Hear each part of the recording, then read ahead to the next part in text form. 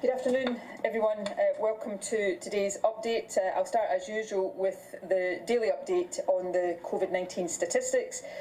An additional 10 positive cases were confirmed yesterday, which takes the total now in Scotland to 18,251. A total of 885 patients are currently in hospital with the virus, either confirmed or suspected. That's actually an increase of 145 since yesterday, but I want to stress that the increase is all in suspected cases. The number of confirmed cases actually fell by 3, so don't be too concerned by what appears to be a big headline increase. A total of 19 people last night were in intensive care with confirmed or suspected COVID. That is 9 more than yesterday, but again, that increase is all in suspected cases. Since the 5th of March, a total of 4,061 patients who had tested positive have now been able to leave hospital, and I wish all of them well. In the past 24 hours, I'm sorry to say that 3 deaths were registered of patients confirmed through a test as having COVID, and that takes the total number of deaths in Scotland under that measurement to 2,485.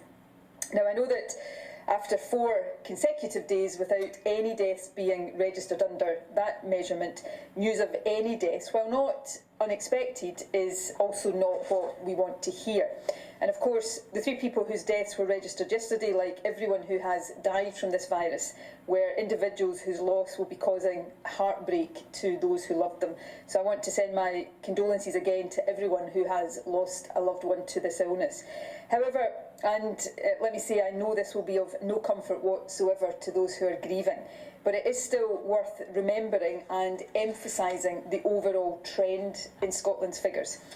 On this day last week, I announced 4 deaths, which took the total for the previous 7 days under our daily measurement to 23.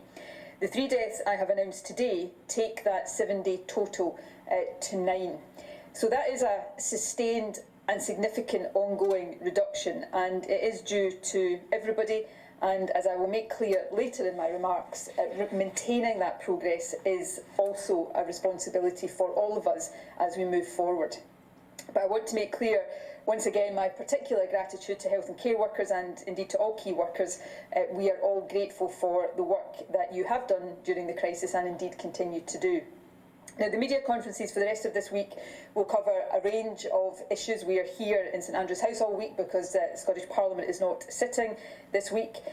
Tomorrow we will report on the latest weekly statistics from National Records of Scotland.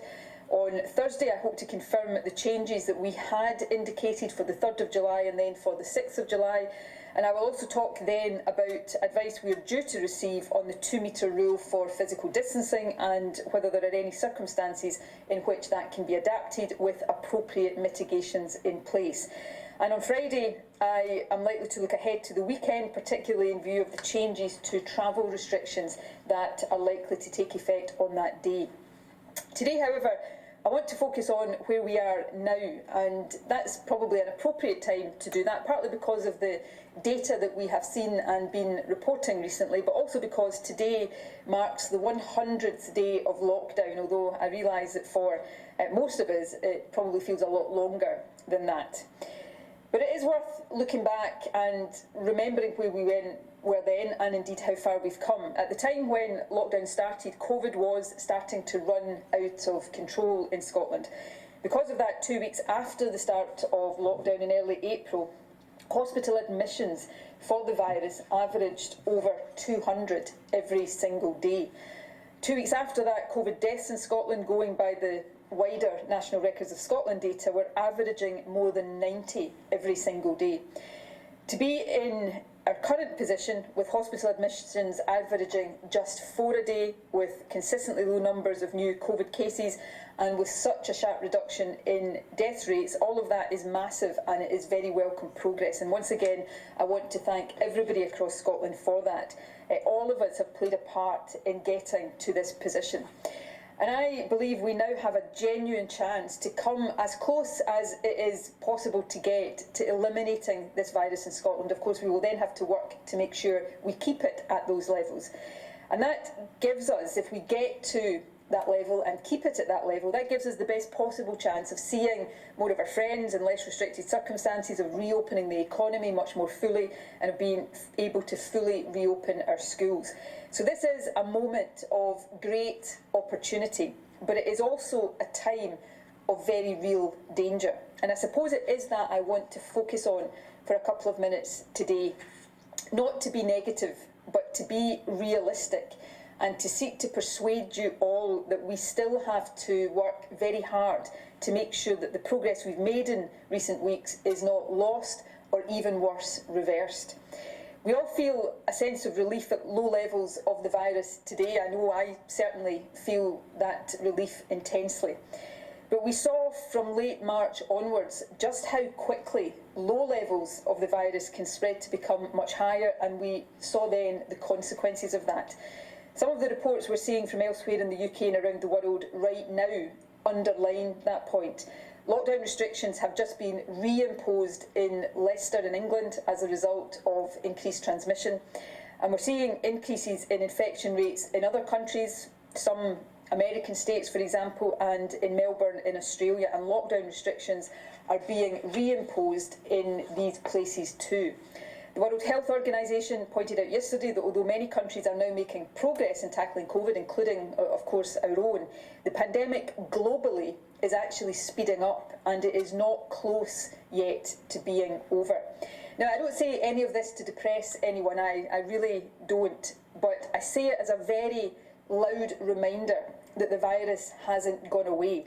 It is still present, which is why we are still seeing some new cases in Scotland, and it is just as infectious and just as dangerous as it ever was, and it will come back hard if we let it. The figures in Scotland we're seeing right now are a result of the decisions and the sacrifices all of us have made over the past 100 days. And the figures we will see in the future, in the second half of July, in August as our schools prepare to reopen, and then into the autumn, the figures we will see then will be the result of the decisions we take now and in the few weeks ahead. And that's why, as I said, we are right now in a potentially very dangerous moment. We're reopening more public services and more businesses. We'll soon start travelling a bit more, and we'll also start seeing more of our family and friends, including in outdoor pubs and restaurants. That's absolutely right. It is justified by the progress that we have made, and it's important, of course, to get our economy going again. But by opening up a bit more at a time when the daily statistics are looking so positive, there is a real risk that people will let down their guard. It's a human reaction that all of us may be susceptible to. There is a danger that it will seem as though life is getting back to normal, and I want to stress that life right now can't and shouldn't get completely back to normal because the virus is still there. I don't want us to be looking back in a month's time or in 3 months' time and thinking that this week's figures, the culmination of 100 days of hard sacrifice, were as good as it got in our efforts to suppress the virus. Instead, I want us to be looking back in a month's time and then again in the autumn and thinking that this week's figures provided us with the best possible foundation for our efforts to almost eliminate the virus. Because if we can do that, if we can come as close as possible to elimination, then living a less restricted life without the constant threat of lockdown being reimposed becomes more possible, and dealing with localised outbreaks when they happen, which I'm afraid to say they will happen, will become easier. For the Scottish Government, that means that we may still have to take some really tough and unpopular decisions in the weeks ahead, and that we will have to do so against the grain, perhaps, of what many of you would like. But we will have to do that to secure the progress we've made, and if that is necessary, we won't shy away from doing it. And for all of us, it means still thinking hard in our personal lives about what we choose to do and not to do. You know, just because we can do more now doesn't necessarily mean that we should do these things as often as we used to. And it certainly doesn't mean we should do them without significantly increased care. Following the rules continues to be vital. In fact, it is even more important now as we start to interact more, so that we don't squander the progress that we've made. So as we do start to go out more, as we start to go to the shops, as more people return to work, as we maybe travel a bit more from the end of this week, please remember this.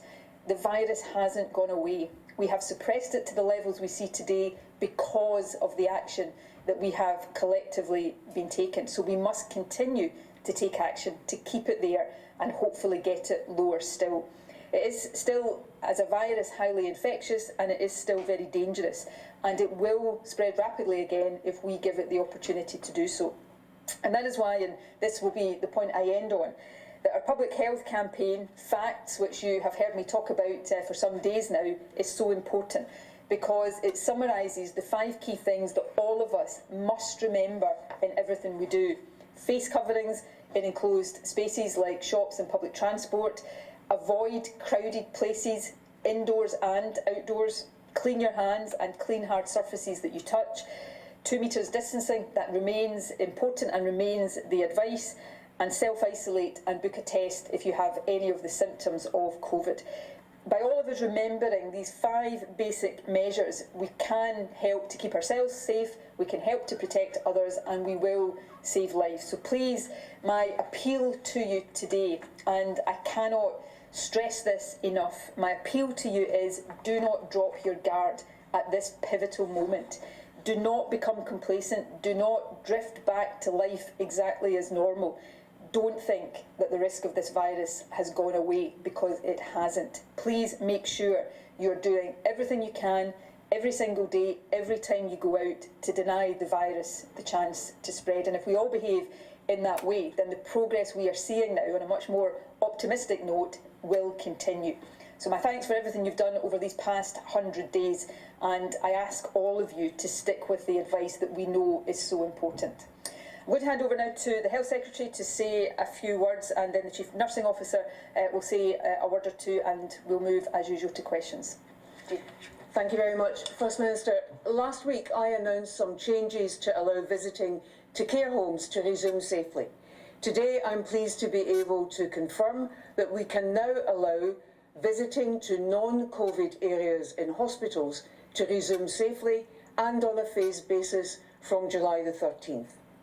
From that date, patients in non-COVID-19 areas will be able to have a visit from one named visitor, with visits agreed in advance through the ward that they are visiting. This is, of course, in addition to essential visits, which have already been allowed during the pandemic. Those visits at end of life, to accompany children, to a health care appointment, to support women during childbirth, and for people with mental health issues, including dementia, autism or learning disabilities, where not having a visitor will cause stress and distress. For patients in COVID-19 wards, only essential visits will continue to be allowed. Now, as a visitor to a patient in a non-COVID ward, there are 5 things that we need you to do. We need you to wear face coverings all through the visit. We need you to practice good hygiene as you enter the hospital, as you enter the ward area, as you leave the ward area, and of course, as always, when you get home. We need you to understand that physical distancing will still be maintained and remains important, even if you're visiting a loved one from the same household as yourself. We need you, of course, not to visit if you have any COVID symptoms at all, and in that situation, you should be contacting NHS 24, isolating and booking a test. And finally, we need you to, as a designated visitor, to give us your contact details. This is normal in the current circumstances and will assist our NHS test, trace and protect colleagues should they need to contact you. As I've said, visits will be made by pre-arranged appointments with the ward that you are visiting, and that's to make sure that we have only the right number of people in the clinical area at any one time, so we can maintain that safe physical distance.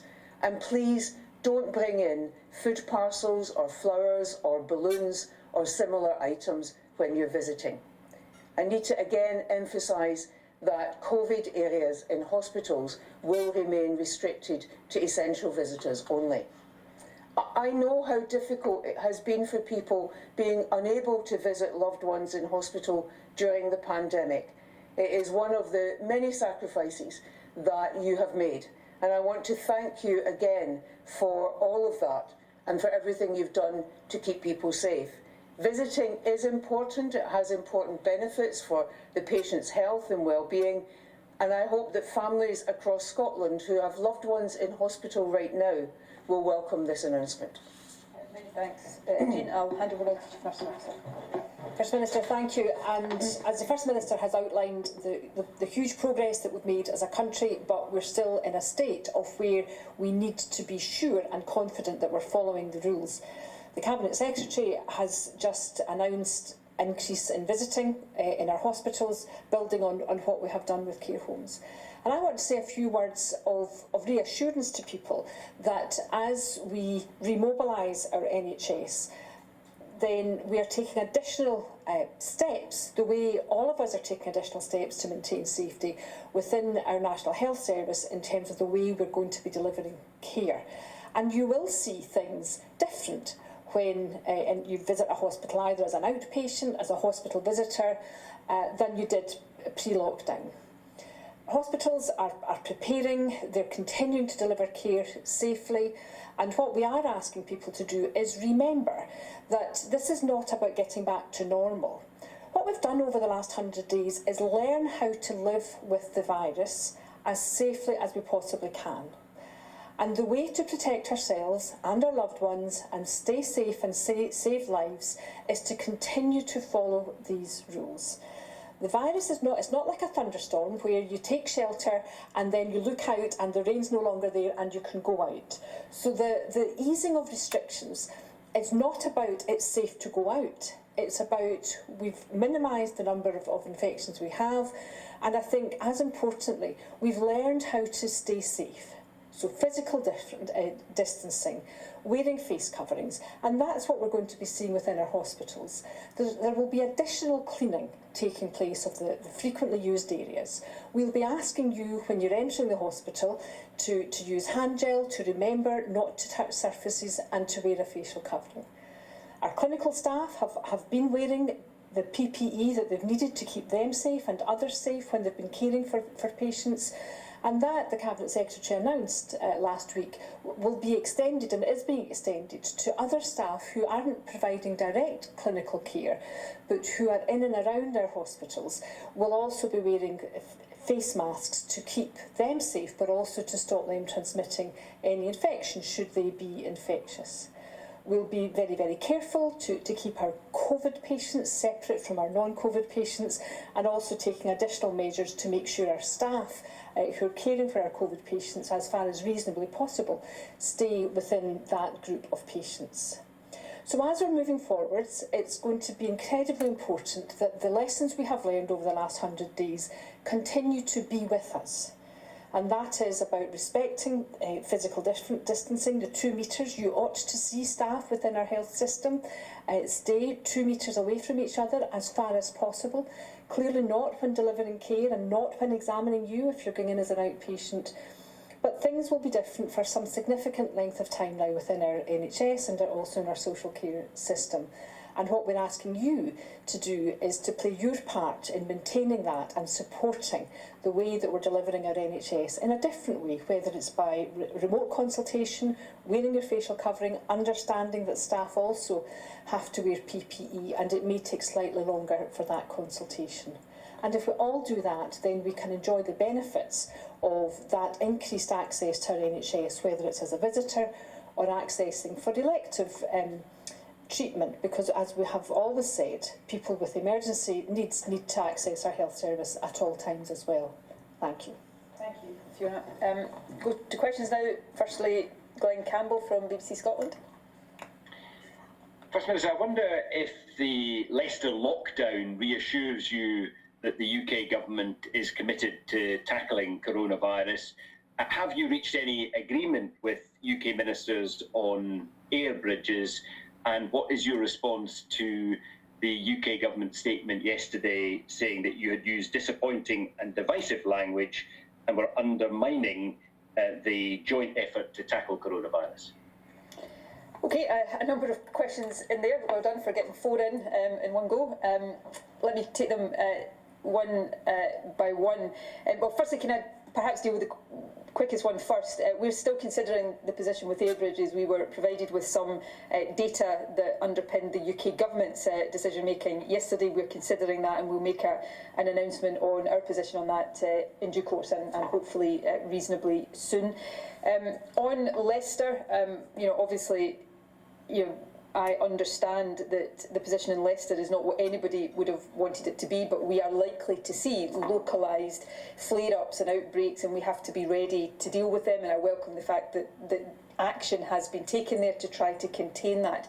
I'm sure the UK government would say similar to what I'm about to say. I think we will have to wait perhaps even 2 to 3 weeks before we get a proper sense of whether what has been done to try to contain the outbreak in Leicester was done early enough and whether it is sufficient.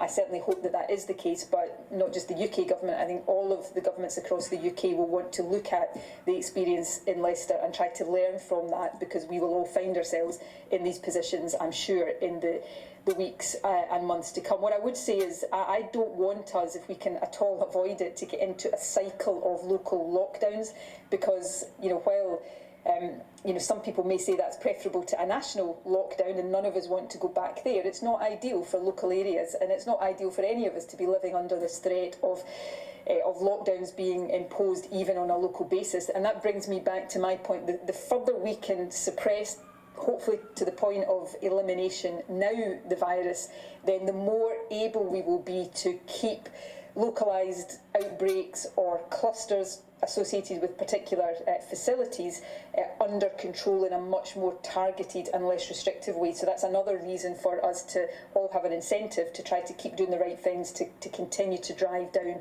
rates of infection now. In terms of the announcement from Boris Johnson this morning, look, I hope what the Prime Minister has announced today is the start of a conversation about fiscal stimulus and not the end of that conversation. To put it mildly, I'm extremely underwhelmed by what has been announced this morning.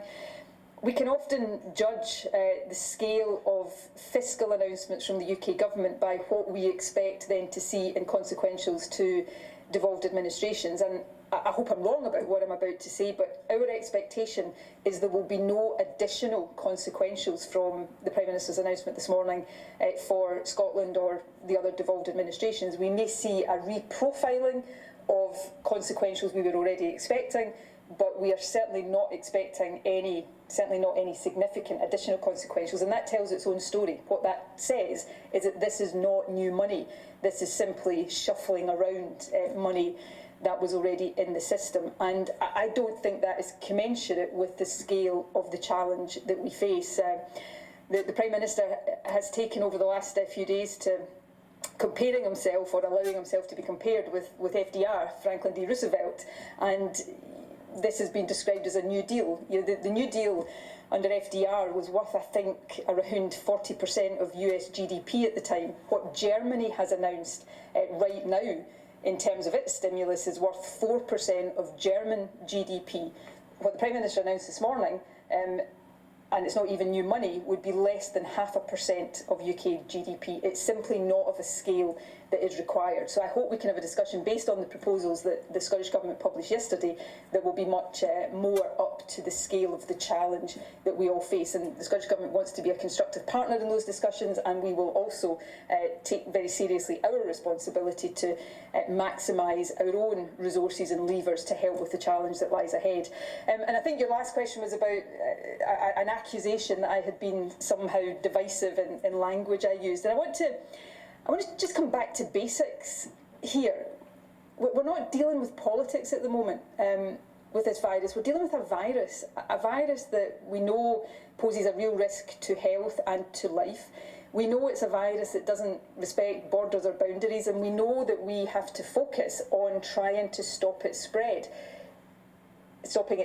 That's why the action that has been taken in Leicester has been taken to try to stop the virus sort of breaching the boundaries of Leicester and spreading more widely within England, and that's got to be our focus. So I think as we decide in Scotland how we tackle this virus on an ongoing basis and how we try to avoid spread within Scotland but also avoid cases coming into Scotland, frankly, anybody who is trotting out political or constitutional arguments is in the wrong place completely and has found themselves completely lost. This is just about what we need to do from a public health, practical perspective to stop a virus spreading. And on that front, everything's got to be an option worth considering. So I've tried all along, when it comes to containing this virus and stopping its spread, to come at it in that way and not politically. And that's how I'm going to carry on. And I hear people talking about things I said about considering how we stop the virus coming from other parts of the UK into Scotland, just as we would have to think about how we stopped it spreading from Glasgow to the Highlands, or how England's trying to stop it spreading right now from Leicester to other parts of England. I saw comments yesterday that sounded as if we were dealing with something that was a constitutional argument. That's nonsense, and we cannot see it like that, or we're letting down the people that we're here to serve. I think I answered all your questions there, Glenn, but if I missed any, I'm sure you will let me know. One extra. Did I? Oh, right, sorry. You always get a bit extra. Gordon Cree from STV.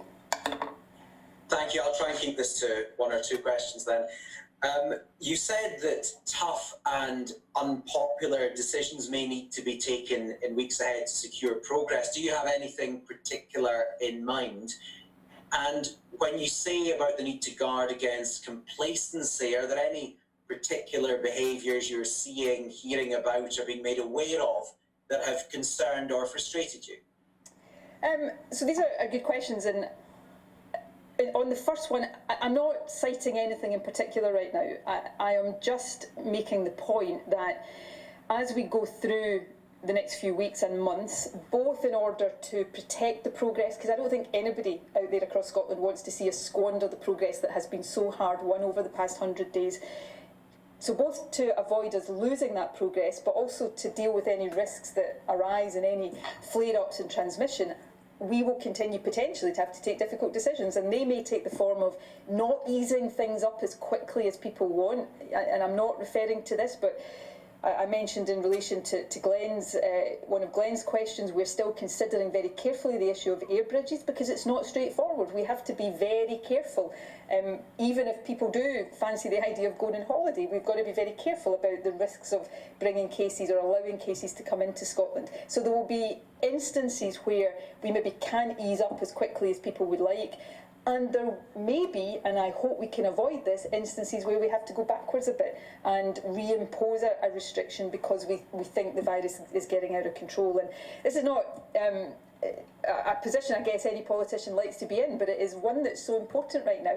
Politicians should not see this, and I am determined not to see it as some kind of popularity contest. If ever there was a time for politicians to try to do the right thing, whether it was popular or not, then this is that time, and that's what I'm going to try to do, and the Scottish Government is going to try to do as well. Second question, there's no particular behaviour that I'm seeing that is concerning me. I spoke a few weeks ago about being concerned at people gathering in crowded places. I would be concerned if I saw that. I suppose what I'm reflecting right now is two related things. As we do start to ease carefully these restrictions, some of life will feel as if it is going back to normal. I'm sure a lot of people yesterday, for the first time in 3 months, were able to go shopping, and it just feels, I guess, that life has gone back to normal a little bit. Now, that's okay up to a point, but we shouldn't be allowing things to go completely back to normal in terms of how we're doing things like that, because we have to be on our guard. And that's the second related point, and I include myself in this. We've all been through such a bizarre, unusual, difficult period in the last 3 months that we're all anxious just to live a bit more normally. And that's not just about going out to places we've not been able to go to, but not having to worry about things like constantly washing your hands or wearing a face covering.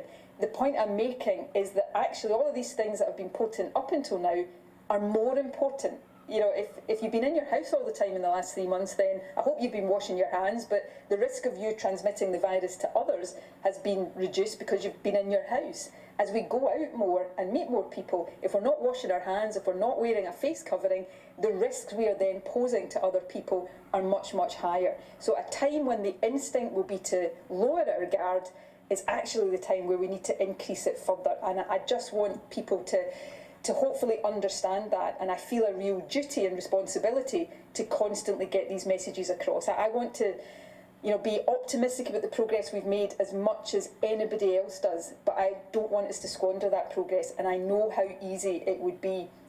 If we think, comparing now to early part of March, the positions actually are not that different in terms of the levels of the virus. And we saw in March how quickly it took off. So where we are now compared to April is much, much better. But if you compare it to the very start, you're reminded at how quickly it could take off again. So don't let that happen, and that is my appeal to everybody. Peter McMahon from ITV Border. First Minister, thank you very much. First Minister, today in his speech, Boris Johnson committed to dualling the A1 in the remaining parts in England to the Scottish border. Would you commit to do the same in Scotland? Because, as you know, there's a large chunk of the A1 is still not dualled, and people think that it should be. And secondly, if I may, reflecting on the 100 days as you have, there's quite a lot of evidence that the earlier countries locked down, the fewer lives were lost. Do you wish now that, looking back, you'd introduced lockdown a bit earlier and saved more lives potentially? On the first part of your question, I recognise the importance of that and making sure that we have action both sides of the border. I would simply just repeat my scepticism about the substance of some of what the Prime Minister announced today and how much of that actually adds up to additional hard cash that will allow us to do additional things. So we'll scrutinise that a bit more carefully before getting to the position where we think we can make specific commitments with money that may not even exist. It's a good question, Peter, and I try not to spend too much time looking back because I've got to focus on looking forward, but I think you can take it as read that all of the decisions that I've had to take, that we've taken, all of the experience that we've been through weighs heavily on me, and I think always will weigh heavily on me. But there's not a lot of point right now in me wishing that we'd done certain things differently. We took decisions based on the best evidence and judgment we had at the time. I'm sure when we do come to have a proper systematic look back at that, we will find that we got some things wrong, and I'm not saying that will be one of them. And we will also find that there are some things that had we known then what we know now, we would have done differently. And I think it's really important, and I've said this before, that we have that long, hard look, both for reasons of accountability but also for reasons of learning lessons.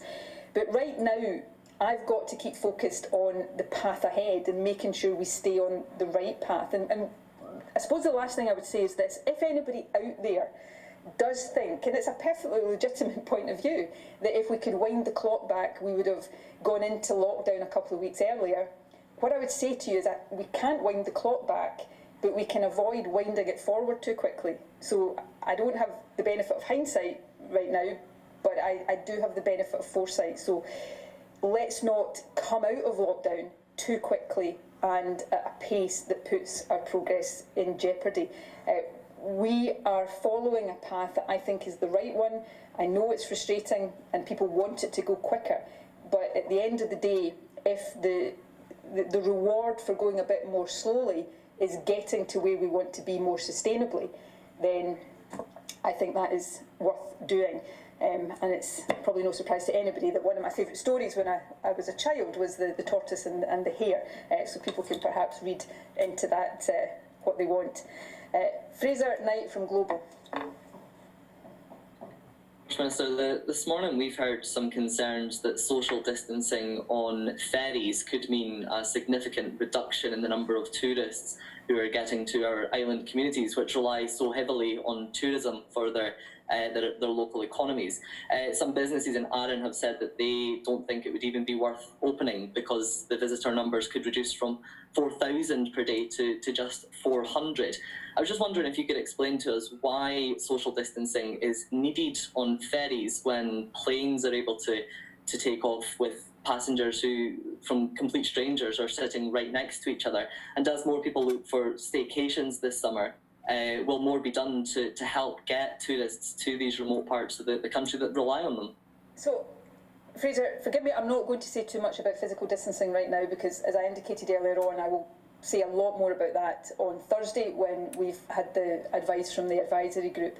And I absolutely recognise the tension that is in play here, not just for ferries, but for restaurants and pubs and other parts of the hospitality industry in particular, and the balance we need to try to strike. But we do need to try to get that balance right. Moving away from 2 metres, and I'll say more about this on Thursday, is not risk-free.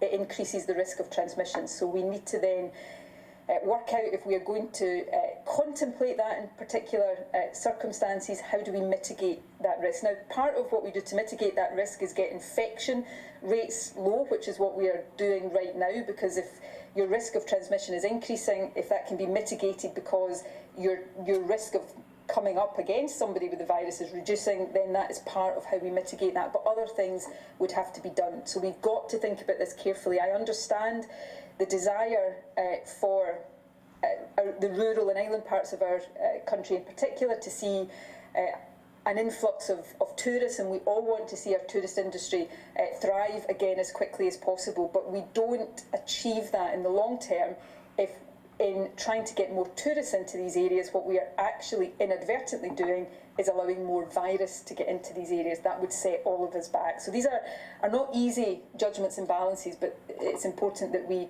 try to reach the right conclusions on them. And as I say, I'll say more about that on Thursday. Now, forgive me, did you ask a second part of the question? It was just to ask if more will be done to help. Oh, and staycations. Look, we need to get the balance of this right. I always want people to visit Scotland. We've got a beautiful country. Tourism is so important. So in normal times, I would be saying to everybody all over the world, come to Scotland. But we need to get the balance between that and continuing to suppress this virus right. What I can say, perhaps most unequivocally, is people who live in Scotland, if you have the ability, if you have the financial wherewithal, and if you have the time to go on a holiday over the summer, once the travel restrictions are lifted, as I hope they will be at the end of this week, then have a staycation in Scotland. Follow all the rules as you do and keep safe and protect others. But support for people in Scotland, if you can, then find a way of supporting the tourist industry over the summer. Neil Pooran from PA. Thanks, First Minister. The Scottish Retail Consortium has said it's concerned about flashpoints, as they put it, of staff being abused by customers.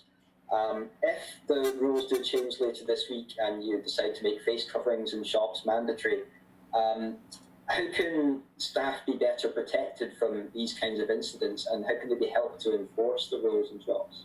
Well, it's not for staff in shops, just as it's not for the staff on public transport to be the enforcers of these rules. We have an enforcement regime, which would be the case for retail if we go down this track. And again, I'll say more about that on Thursday. But let me be very clear that nobody should be abusing or being intolerant to or showing a disrespect to people working in our shops. Remember right now that as we open up, I want people to support the retail sector. I want people to shop responsibly, following all the rules. But all of us have a choice about whether we go to a shop right now. We have a choice as individuals, as customers, whether we take that risk. People who work in shops don't have that choice. And they're there, and anything they're asking you to do, whether it is wash your hands when you come in, queue, physically distance, quarantine things you've touched, or wear a face covering, if they're asking you to do anything that you're not used to doing as a shopper, they're asking you to do it for your protection and for the protection of other shoppers. So it's just not acceptable that people would abuse or show disrespect to staff in shops or anywhere else. So please don't do it. That's the case at all times, but particularly right now, let's remember to treat each other with proper respect, and that would be a strong message I send to everyone. Simon Johnson from The Telegraph. Hi, First Minister. The ONS reported this morning that the number of excess deaths in England and Wales has fallen below the 5-year average for the first time since lockdown started. I just wondered what evidence you had for your concern yesterday that the UK government isn't following an elimination strategy in England. They've never said it, so if they want to say it, I'd be happy to be reassured. I think you've got the ONS stats on excess deaths are very positive news. We will see the National Records of Scotland figures tomorrow, which will also show excess deaths, and we've seen excess deaths in Scotland decline. I think it's important that you don't confuse excess deaths entirely with COVID deaths. So we are seeing, so basically the overall number of excess deaths is a sort of, a combination of all of the different reasons for people dying. We are still seeing higher levels of COVID deaths in England than we are in Scotland, but hopefully we'll see that decline as well. I was just earlier on this morning having a discussion with the Chief Medical Officer about some of these things, and one of the things, and I don't know whether it is behind English figures or whether it would be a factor in figures in Scotland that we see tomorrow, but he was making the point to me that particularly with the death of people from COVID, where they've died when they've been very old, then people may have died reasonably imminently without COVID, but have died a bit earlier because of COVID, unfortunately. So these things will also have an impact on excess deaths. But it's good news, and I hope we will continue to see excess deaths in Scotland decline as well. Tom Martin from the Express. Hi, thank you, First Minister, and good afternoon. Just returning to tourism, following your comments yesterday related to the possibility of a quarantine policy, the Scottish Tourism Alliance this morning has said they've already been contacted by people south of the border who are concerned about the potential of this and asking about reassurances around full refunds. Obviously, you say there are no plans for this, but isn't the danger now that people are deterred from making bookings and coming here on the back of this? There are no plans for this right now, but I wouldn't be being honest with people standing here right now, or being straight with people, or doing my job properly if, given the unpredictability of a virus, I was to say we're categorically ruling anything out. I'll come back to the point I made earlier on. This is about trying to keep a virus under control, and I know the concerns the Scottish Tourism Alliance would have about a policy like that. I understand that, and we would consider anything like that very carefully. But I know the STA would also be concerned, and I'm sure should be concerned about the prospects of having an increase in cases of the virus in some of our beautiful tourist spots. So this is a balance that we have to try and strike. It's not ideal, none of us want to be in this position, but continuing to keep this virus under control has to be the driving imperative here, because if we take our eye off that and it runs out of control again, then we won't be talking about our tourist industry recovering, because we'll all be back to square one. And so I know I start to sound as if I'm repeating all these messages time and again, but you're going to hear them a lot more, because this period ahead is a moment of opportunity, as I said, but it is also potentially a moment of real danger for us if we just forget about the risks and rush back to normal in every respect. Michael Blackley from the Daily Mail. Thank you, First Minister. Just to pick up on that previous question about the Scottish Tourism Alliance, they do point out that 78% of Scottish tourism is from the UK market, and they raise concerns that any restrictions would have a significant impact. Can you just clarify then, for those in other parts of the UK that might be thinking of booking a holiday here from the middle of next month onwards, are they welcome to do that from the 15th of July?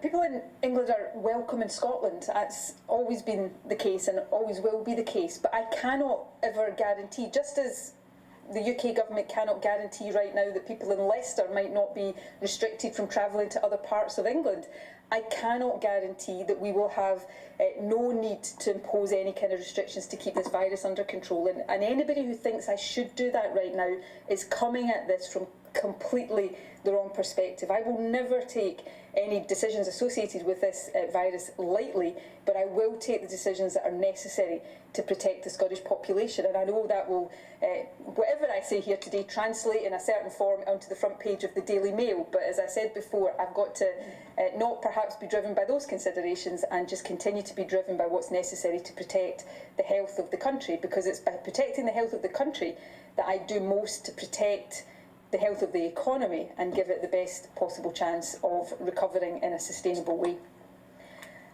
Tom Peterkin from the P&J. Good Good afternoon, First Minister. Derek Provan, the Chief Executive of Aberdeen and Glasgow Airports, has said that air bridges will strike a balance between protecting public health and getting the country and the economy moving again. And he says that blanket quarantine has been hugely damaging to the economy. Now, I realise that you've said that this is something you're still looking at, but can you offer him any comfort or reassurance that there will be some form of air bridges to Scotland?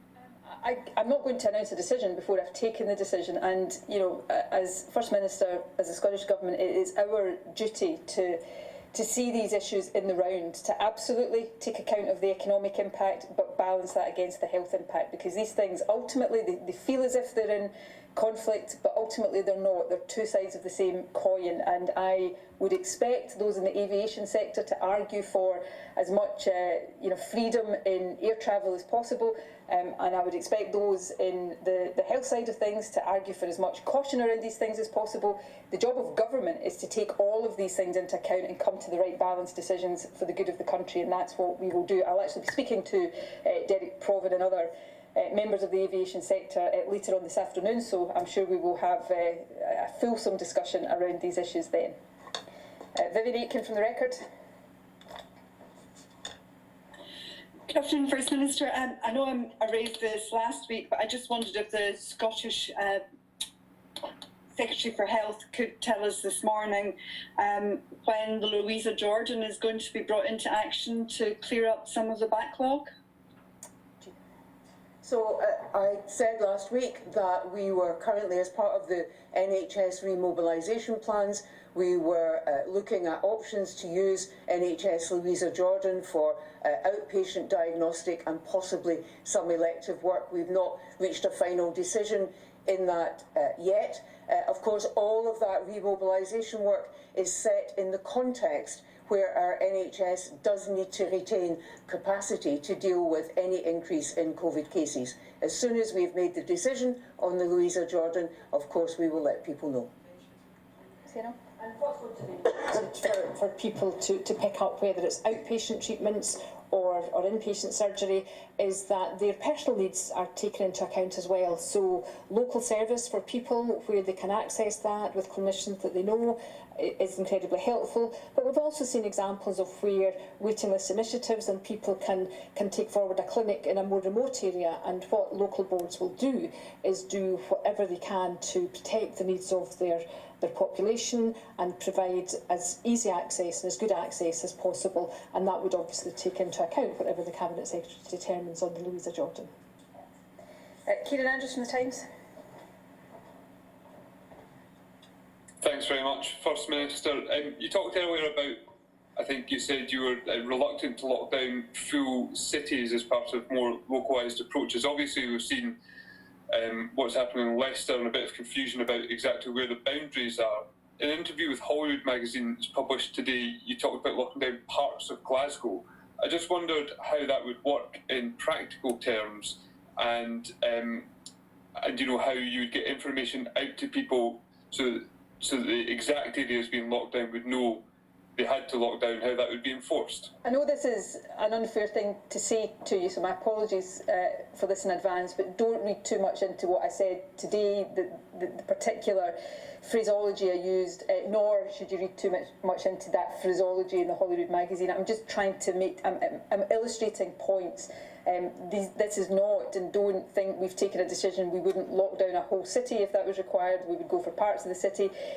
We will do what is required. The point I'm making is that the more we can drive the virus to very low, close to elimination levels right now, and the more we can use our testing infrastructure, protect infrastructure, and our surveillance mechanisms to catch outbreaks early or to catch community transmission early, the more targeted and narrow base we can be in the suppression measures we use.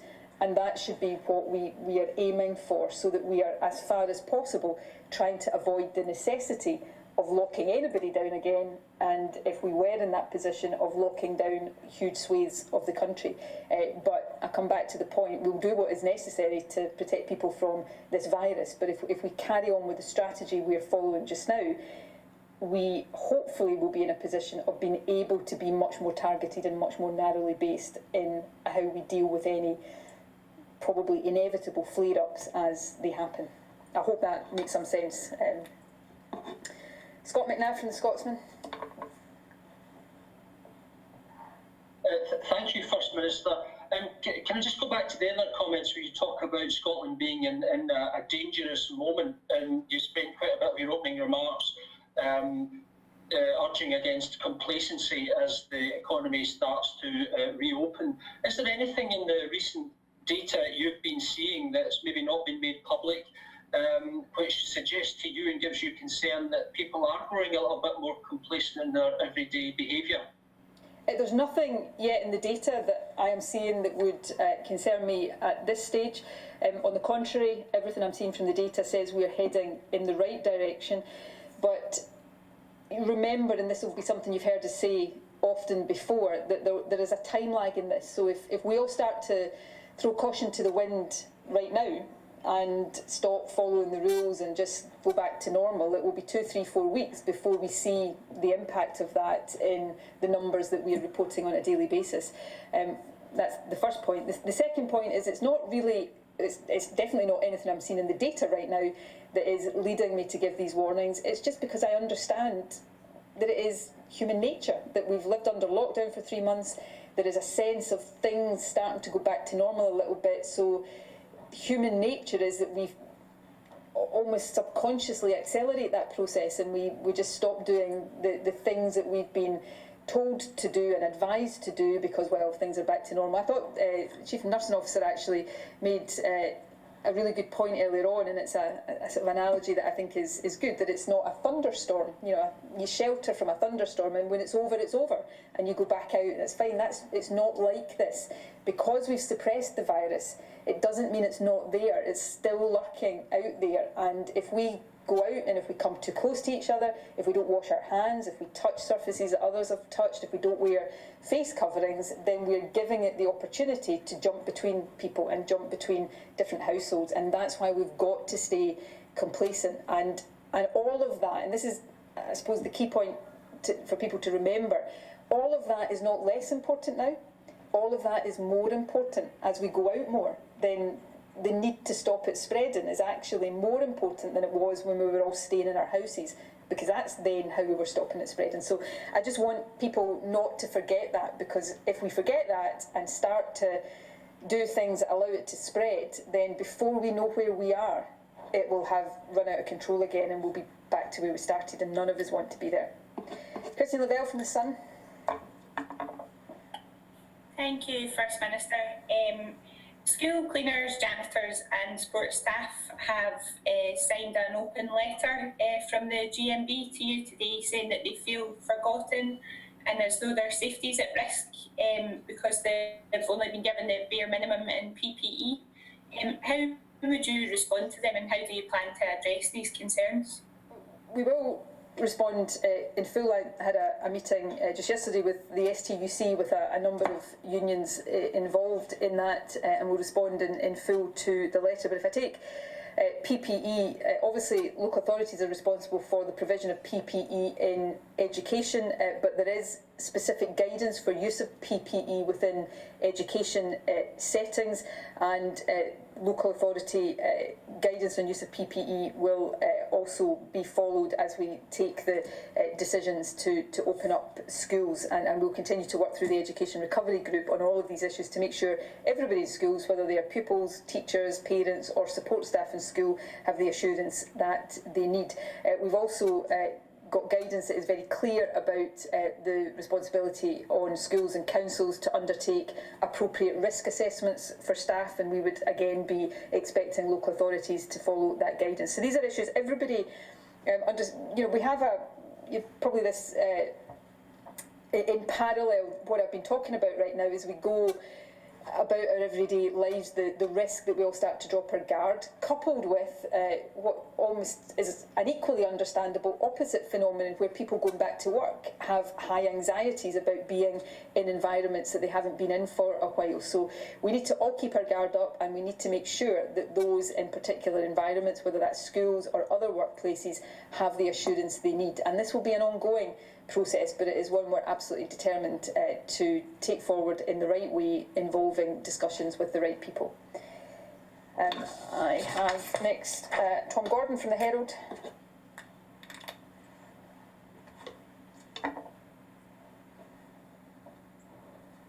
Hello, First Minister. You were saying earlier you didn't have much time for people indulging in constitutional arguments, but Boris Johnson, in his speech this morning, certainly had no such qualms. He was going on pretty hard about the union, calling it an incredible partnership and saying it had more than shown its worth in the crisis. I just wondered what you made of that. And also, quite briefly, to the Health Secretary. 3 weeks ago, you told Parliament about 125 incidents of COVID infection in hospitals, which led to about 900 patients and the same amount of NHS staff being infected. We still don't have any kind of breakdown as to how many of those were probably acquired in the hospital rather than brought in by people. Do we have any progress on that? Do you want to take that? Happy to take that first. And the point I would make, Tom, is that the numbers you've just quoted were suspected transmissions of COVID and therefore suspected deaths, because those figures, as I think I made clear in Parliament, are unvalidated figures. And so the work that's been going on since then is to validate the numbers, and that then does tell you which ones of those, what proportion of that overall number were COVID infection acquired in the hospital setting, as opposed to already with the patient or staff member when they entered the hospital. That work is not yet completed. It's close to being completed, and as soon as it is, then we will publish it, as I said we would.